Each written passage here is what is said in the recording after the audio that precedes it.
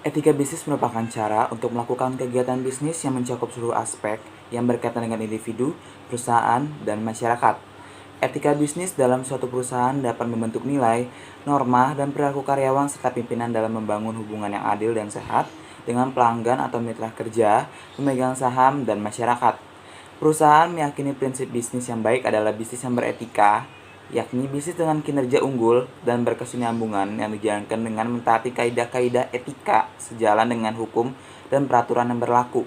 Etika bisnis dapat menjadi standar dan pedoman bagi seluruh karyawan, termasuk manajemen, dan menjadikannya sebagai pedoman untuk melaksanakan pekerjaan sehari-hari dengan dilandasi moral yang luhur, jujur, transparan, dan sikap yang profesional. Ada perusahaan di Indonesia yang menerapkan kebijakan etika bisnis. Salah satunya adalah PT Pupuk Indonesia.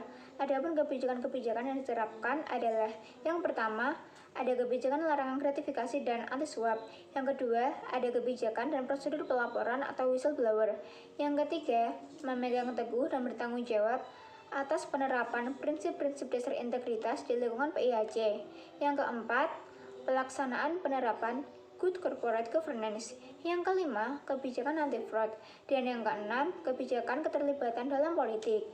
Nah, meskipun PT Pupuk Indonesia telah menerapkan kebijakan etika bisnis, hal tersebut tidak menampik kemungkinan bahwa PT Pupuk Indonesia telah melanggar etika bisnis, yaitu dengan beredarnya pupuk-pupuk yang tidak sesuai dengan spesifikasinya karena perdagangan secara ilegal. Karena hal tersebut, pemerintah diminta untuk melakukan pengawasan distribusi pupuk agar tidak terjadi hal seperti itu lagi. Selain itu, perlu dilakukan pengawasan peredaran. Pengawasan dilakukan secara langsung dan tidak langsung. Pengawasan langsung dilakukan secara berkala atau sewaktu-waktu dengan cara pengawasan di tingkat peredaran melalui pemeriksaan. Yang pertama yaitu mengumpulkan data penyediaan, peredaran, dan harga pupuk dalam rangka pemantauan di lapangan. Yang kedua, menyampaikan laporan penyediaan, peredaran, dan harga pupuk per bulan kepada bupati atau wali kota dengan tembusan kepada gubernur. Dan selanjutnya, gubernur menyampaikan rekapitulasi kepada Menteri Pertanian. Yang ketiga, melaporkan hasil pengawasan. Selain itu, untuk pengawasan tidak langsung dilakukan berdasarkan laporan produsen, distributor, atau yang diterima dari petani atau masyarakat pengguna pupuk. Komisi Pemberantasan Korupsi mengobrak-abrik korupsi di sektor pupuk bisa jadi bukan hal yang disangka publik. Nyatanya kini KPK sedang membongkar tata kelola dan tata niaga pupuk di Indonesia dengan mengusut sejumlah kasus korupsi pupuk.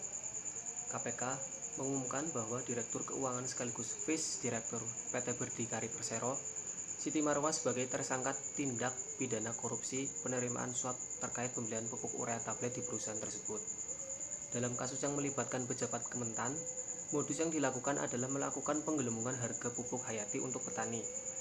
Sedangkan dalam kasus di PT Berdikari Persero, Siti Marwah diduga menerima suap sekitar 1 miliar pada periode 2010 sampai dengan periode 2012 dari sejumlah. Jadi dari kasus yang terjadi, dapat dianalisis bahwa tujuan awalnya KPK difokuskan pada sektor pangan dan pertanian yang termasuk pupuk di dalamnya, yaitu untuk memperbaiki tata kelola dan niaga pupuk di Indonesia.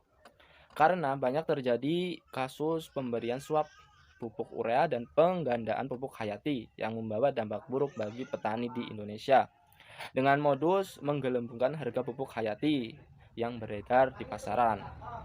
Terima kasih.